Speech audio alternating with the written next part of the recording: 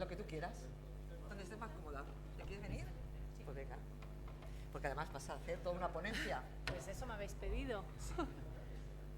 Ay, perdón, creía que era el tuyo. Bueno, pues muchísimas gracias, Lola, por la bienvenida y tus palabras, que has conseguido sacarme los colores ahí abajo. Gracias también a la Unión de Jubilados y Pensionistas de UGT por la invitación. Encantada de visitar la Escuela Julián Besteiro, que no la conocía, y también disculparme por el retraso. Hay solo una razón por la que una secretaria de Estado puede llegar o permitirse llegar tarde a los actos, y es porque está despachando con el ministro, y este era el caso. Un saludo también a todas las personas que, como decía Lola, habéis venido de todos los puntos de España, afiliadas. Daros las gracias también por vuestra militancia y por vuestro tiempo que vais a dedicar hoy y mañana a este espacio de reflexión colectiva, como bien decía Anatolio, ¿no?, en defensa de los derechos y de la justicia social.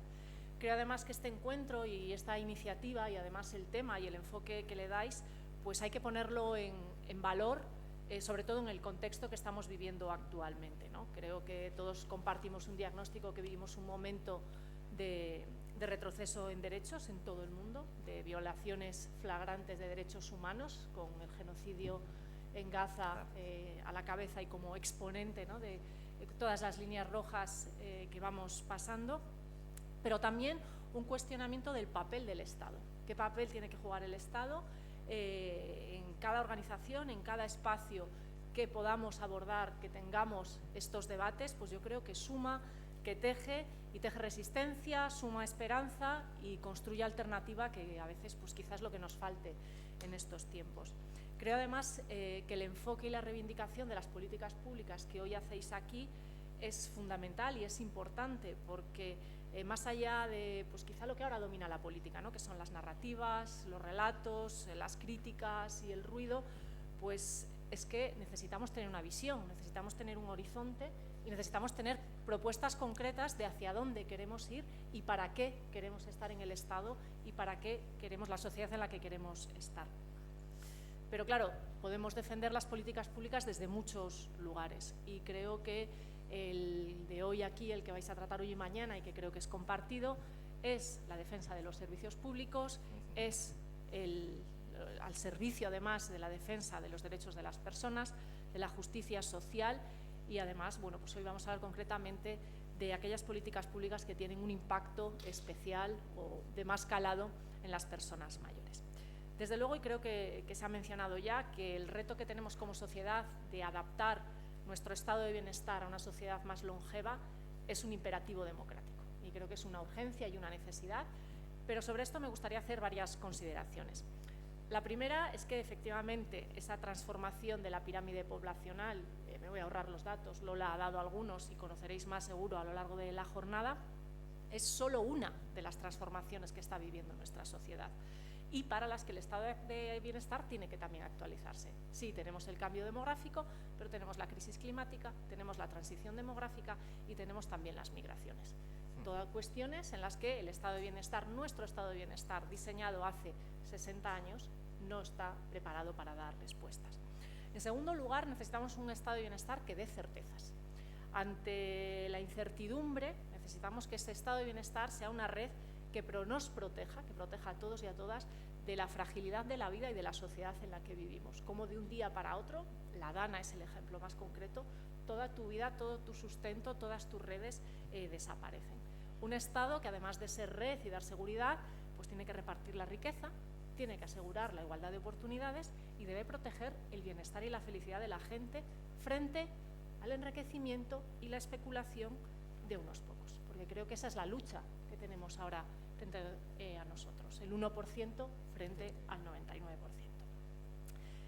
Y como decía, creo que todas las personas que estamos aquí compartimos el papel esencial de lo público, el papel del Estado en el cumplimiento de este pacto social que sustenta nuestra democracia social. Los derechos no los garantiza el libre mercado, los derechos los garantizan las instituciones con leyes, con servicios y con inversión. Pero más allá de la visión de justicia social, que yo creo que todos compartimos, creo que hay debates abiertos sobre el enfoque de las políticas del estado de bienestar también en el seno de la izquierda, que creo que son enriquecedores, que merece la pena traer y que merece la pena también considerar, porque hay evidencia científica que nos dicen que estos enfoques nos van a ayudar a hacer políticas públicas mucho más eficaces en sus objetivos de redistribución y de reducción.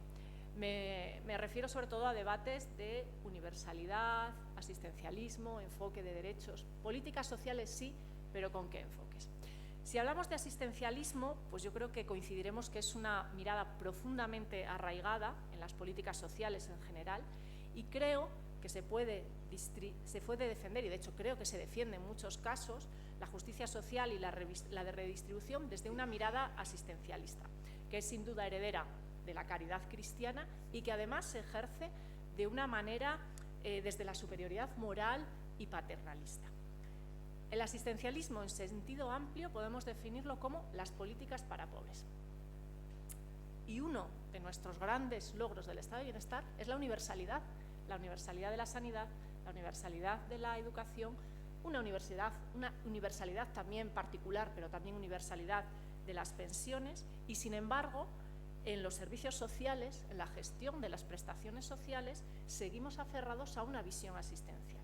No voy a entrar mucho en este concepto genérico de políticas para pobres, sino otra consecuencia de la visión asistencialista, que es negar la capacidad de decisión de las personas que reciben las políticas sociales y ejercer un control sobre sus vidas que no aceptaríamos en ningún otro ciudadano o ciudadana. Y, sin embargo, sí aceptamos a las personas sujetos de políticas sociales, sean prestaciones sociales o sean usuarios del sistema de la dependencia. Por lo tanto, esto es especialmente relevante en las prestaciones y políticas dirigidas a las personas mayores, porque además se suma posiciones edadistas y paternalistas que les niegan a las personas mayores la posibilidad precisamente de llevar una vida independiente y de tomar sus propias decisiones. Frente a esta herencia de nuestro sistema social, como digo, muy arraigada casi culturalmente en la visión que tenemos, ¿no?, de cómo ejercer las políticas sociales, creo que el antídoto o la visión alternativa que nosotros proponemos es el enfoque de derechos. Esto es, poner a la persona, su autonomía, su capacidad de decisión en el centro de las políticas públicas. No son las personas las que tienen que amoldarse al sistema, sino que los sistemas tienen que estar diseñados para dar respuesta a la diversidad de situaciones que nos encontramos en una sociedad que es compleja, que es desigual y que es profundamente diversa y cada vez más. Desde esta mirada me voy a centrar en tres de las políticas de la Secretaría de Estado que creo que tienen más impacto en la vida de las personas mayores y en las que estamos tratando de dar ese cambio de una mirada más asistencialista a un enfoque de derechos, y que apostamos, y lo estamos haciendo porque creemos que esto va a suponer, en primer lugar, una mejora de la calidad asistencial, también una mejora en la dignidad de las personas y, sobre todo, en el ejercicio de sus derechos. El primero es el sistema de atención a la dependencia. Creo que nuestro sistema de protección más joven del estado de bienestar, 18 años, todos estamos de acuerdo, todas y todas, que necesita adaptaciones para adecuarlo a un enfoque que cada vez está más presente en las personas. Un enfoque, en primer lugar, centrado en las personas, lo que hablábamos, que los cuidados, los apoyos deben centrarse o dar respuesta a la voluntad, a las preferencias, los proyectos de vida de las personas, sean cuales sean. Y, en segundo lugar, un enfoque en la persona, sí, pero también un enfoque comunitario y de proximidad. Esto es, que las personas puedan decidir dónde vivir, con quién vivir y cómo vivir, y siempre que sea posible en su entorno habitual. Nada de llevarnos a la gente a 150 kilómetros de su casa a un centro residencial, sino tratar de darle todos los apoyos posibles, y si tiene que ser un centro residencial, que sea en su entorno. Creo que esta transformación del sistema de atención a la dependencia es una transformación que se ha iniciado ya, que ha empezado, que se puso de manifiesto, aunque ya había gente trabajando, como una necesidad y una urgencia hace 5 años con la pandemia. Ese choque social y colectivo creo que también se tradujo en un cambio de mentalidad y, sobre todo, en una exigencia ciudadana de cambio. Desde el Gobierno de coalición, en ese momento, se dio respuesta pues, con distintas medidas que seguro conocéis, pero me gustaría revisar. El plan de choque, que supuso una mejora del sistema de la dependencia en cuanto a objetivos y, sobre todo, un incremento de financiación que revertió los recortes de la época anterior. Una inversión del plan de recuperación. Somos el único país de Europa que ha destinado parte del plan de recuperación al sistema de cuidados. Casi 3.000 millones de euros que el Ministerio ha inyectado a las comunidades autónomas para teleasistencia, transformación de centros residenciales, modernización de servicios sociales. Eso fue una decisión política también. La estrategia de desinstitucionalización, que potencia que la atención, los cuidados, los apoyos se den en el hogar y cuando tienen que darse en centros residenciales, que estos respondan a un modelo lo más próximo, lo más similar a una vida cotidiana basada, como decíamos, en autonomía y decisiones. Este año, en esta legislatura, hay dos cuestiones que hemos impulsado desde la Secretaría de Estado. Lo que hemos llamado el reto del empleo en los cuidados, una reflexión compartida, espacios de decisión para mejorar las condiciones de trabajo de las profesionales del sector y también actualizar sus perfiles a estas nuevas necesidades, a esta nueva mirada de cuidados.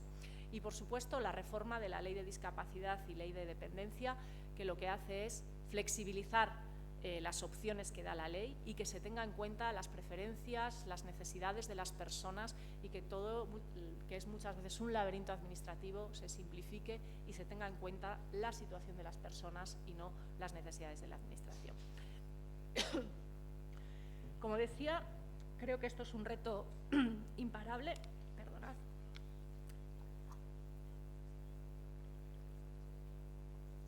Pero que hay algo que no existía hace 5 años cuando se empezó a hablar de que necesitábamos un cambio de modelo. Y es un convencimiento compartido por la ciudadanía, por todos los niveles institucionales. No hay ni una sola comunidad autónoma que cuestione este modelo. Partidos políticos, agentes sociales, la sociedad civil, las personas expertas, las familias. Creo que todo el mundo es consciente de que nuestro modelo de cuidados de larga duración, nuestro sistema de dependencia, tiene que evolucionar y en eso estamos, adoptando las reformas necesarias, adaptando a los desafíos del presente y del futuro, construyendo un sistema de cuidados público, de calidad, que respete, que promueva el derecho universal al bienestar, la vida independiente y la autonomía.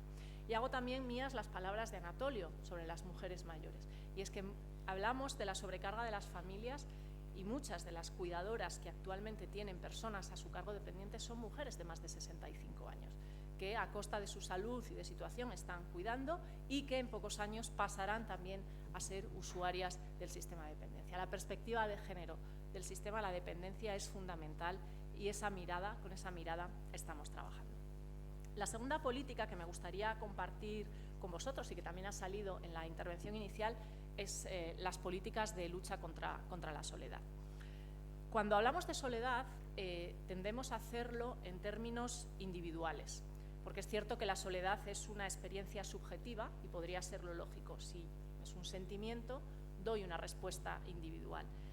Y creo que la imagen de un voluntario acompañando a una persona mayor a tomar un café es una respuesta individual a una situación individual y concreta, que no tiene nada de malo, pero que quizá no da una respuesta a un problema que cada vez es más estructural.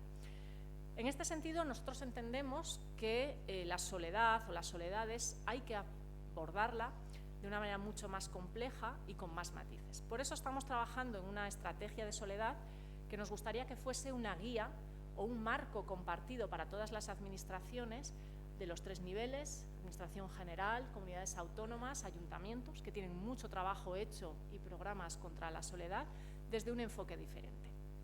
En 3 cuestiones. En primer lugar, que nos aleje de que la soledad de por sí es algo negativo. No lo es y no lo es siempre. Hay que descargar, quitarle ese estigma que tiene la soledad, al tiempo que, desde luego, desde las políticas públicas tenemos que hacernos cargo de los efectos negativos que en determinadas condiciones tiene la soledad. Eso no lo podemos negar, pero la soledad por sí sola no es mala. En segundo lugar, también abandonar ese tópico de que la soledad afecta fundamentalmente a las personas mayores. Creo que eso no es así. Creo que da a la vejez un dramatismo y una visión edadista que no se corresponde seguramente con la vida que lleváis muchos y muchas de las que estáis hoy aquí. La soledad, y eso hay estudios que lo demuestran, se agudizan en periodos de cambio o crisis vitales. Por supuesto la vejez, pero también la adolescencia, las personas jóvenes que salen al mundo adulto, madres recientes, personas migrantes, cuidadoras. Y además, aquí metemos la interseccionalidad. Se cruza con otras situaciones de vulnerabilidad, sea económica, sea social, sea física. Por lo tanto, es un fenómeno transversal que hay que abordar de manera integral con decisiones políticas que no sean acciones segmentadas por colectivos, sino buscar soluciones globales, como hablábamos, pero que respondan a las necesidades y diversidades. Y por último, creo que debemos de abandonar la idea de que, como decía, es un fenómeno individual y que la soledad nos iguala. Aquello de que los ricos también lloran, bueno, pues no es cierto. Es un problema colectivo y que tiene consecuencias también en nuestras democracias y que sus efectos tienen una vinculación directa con la justicia social. Desde una perspectiva colectiva como sociedad, que haya personas solas, aisladas, que no participen, que no tengan una vida social, lo que limitan su participación social. Esto se traduce en sociedades menos cohesionadas, mucho más desconectadas y también más polarizadas.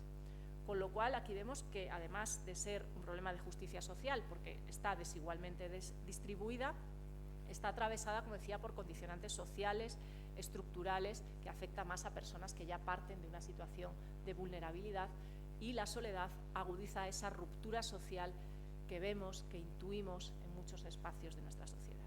Por lo tanto, creo que tenemos que transformar la narrativa que hay en torno a la sociedad, y con esta mirada transversal que atraviese todas las políticas públicas que queremos meter en la estrategia, que hable de salud, que hable de educación, que hable de vivienda, que hable de urbanismo, que hable también de empleo, de cultura, de género, pues conseguir hacer una estrategia que esperamos tener a finales de año, principios del que viene, que pueda ser una guía y que contribuya a darle una mirada de derechos no asistencialista a las políticas de soledad. Y por último, la última política que me gustaría repasar o traer aquí hoy con esa mirada de enfoque de derechos, pues es el cuarto pilar del estado de bienestar, del que hablamos muy poco y del que cada vez debería estar más presente en nuestras vidas, en nuestras políticas, que son los servicios sociales de base.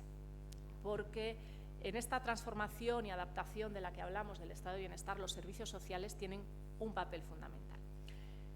En primer lugar, porque si hay una política pública, un servicio público atravesado por el asistencialismo, son los servicios sociales. Cuando hablamos de una nueva visión de servicios sociales, hablamos de enfoque de derecho y hablamos de universalidad, es decir, dejar de considerar los servicios sociales únicamente como un servicio público para pobres. Son un derecho universal para toda la ciudadanía, porque todos y todas, en cualquier momento, podemos encontrarnos en una situación de vulnerabilidad, sea económica, sea social o sea física, en la que necesitemos los servicios sociales, y es esa vía en la que el Estado estará ahí para asegurar nuestros derechos. Esto significa poner a las personas y sus necesidades en el centro de la intervención social y, por supuesto, implica una modernización, implica una transformación, implica personalizar los cuidados, implica desinstitucionalización, implica innovación social, implica usar la tecnología para facilitar el acceso y la gestión. Queremos los servicios sociales centrados en la persona, más adaptados a las necesidades y deseos y, sobre todo, al igual que lo estamos haciendo en el sistema de dependencia, que los servicios sociales de base se alejen de la uniformidad de la respuesta y que sean, además, una herramienta de construcción de comunidad, porque si hay una política revolucionaria a día de hoy son las políticas públicas que construyen comunidad. Y además, sí me gustaría poner en valor el papel fundamental que tienen o que deberían tener o que van a tener los servicios sociales en la adaptación social climática. Vivimos ya en un país que sufre las consecuencias del cambio climático diariamente de manera fuerte y frecuente, olas de calor, incendios, inundaciones destructivas, que afectan además en mayor medida a las personas más vulnerables, cualquiera que ésta sea y en situación combinada, y está demostrado con números que tanto en las inundaciones de la Dana como en las olas de calor, quienes más han sufrido los efectos fueron las personas mayores. Bien, desde este Ministerio estamos impulsando la adaptación integral de los servicios sociales para responder eficazmente, en primer lugar, a las emergencias provocadas por el cambio climático, sean incendios, sean inundaciones, sean de otro tipo, pero también la cotidianidad de un clima mucho más caluroso que en ciudades como Madrid cambian la vida, cambian las relaciones sociales, cambian la salud y el bienestar casi durante 6 meses al año. Desde luego, estos 3 ejemplos no agotan las políticas para las personas mayores, que deben cambiar su mirada, como decíamos, para adaptarse. Y la realidad es que las políticas que hoy están definiendo el país de las próximas 2 décadas deberían tener en cuenta esta cuestión. Tradicionalmente, cuando hablamos de proyecciones demográficas, las llevamos a las pensiones, las llevamos a la sanidad, por suerte también empezamos a llevarlas a la dependencia en el debate público, pero las personas mayores, sus derechos, su autonomía, sus necesidades deberían tenerse igualmente en cuenta cuando se están tomando decisiones en el medio y en el largo plazo para el urbanismo, para la movilidad, la vivienda y su adaptación al cambio climático, la política científica, la transformación digital. Claro, pensad que en 2050 vamos a tener 15 millones de personas mayores de 65 años que van a estar viviendo en una sociedad y con unas políticas públicas que no han sido pensadas para ellas. Creo que el ejemplo más claro son las ciudades que estamos construyendo.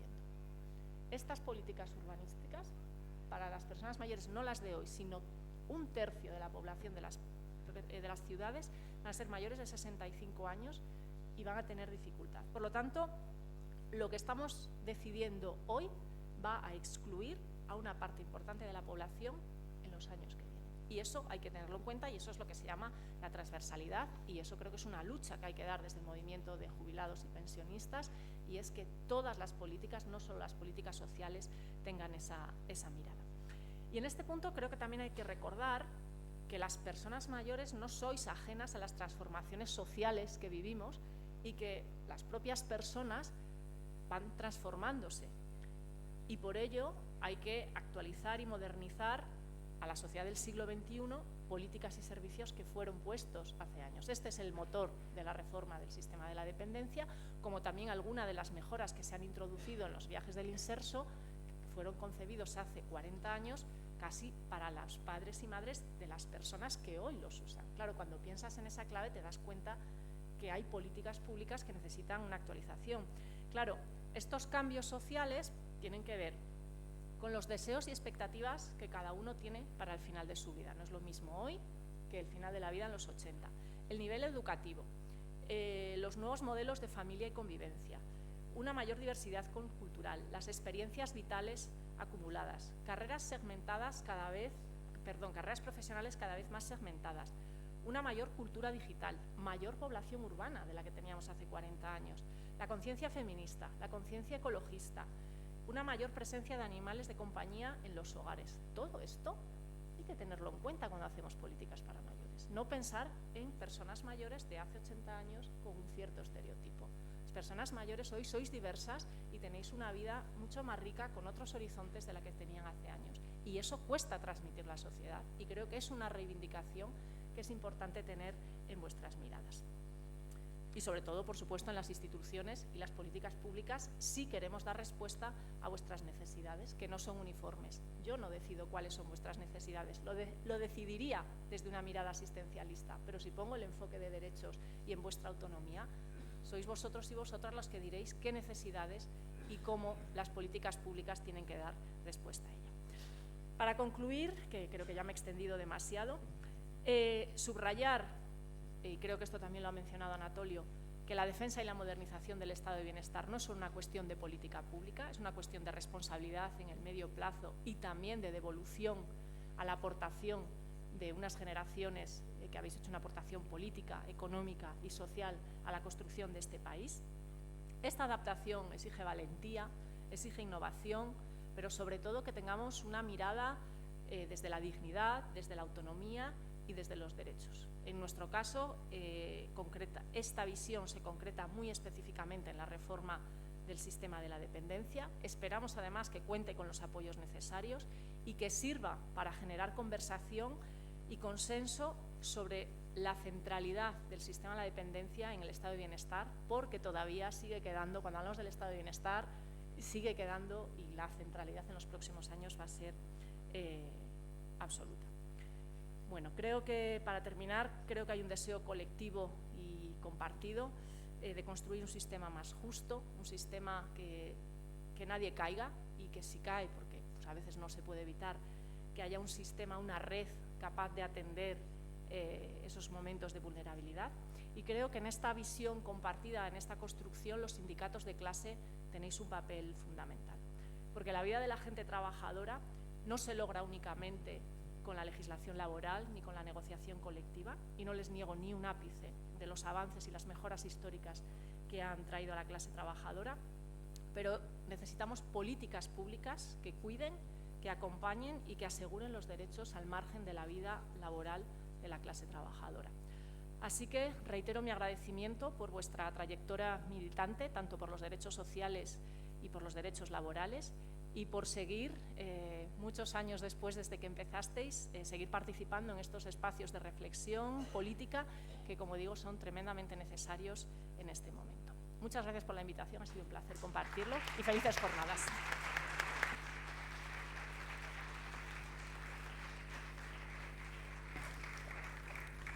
Muchas gracias, Rosa, secretaria de Estado. Bueno, pues mientras yo despido a la secretaria de Estado, vosotros podéis tomaros un café y retomamos en la mesa siguiente. ¿Os parece? Pues venga.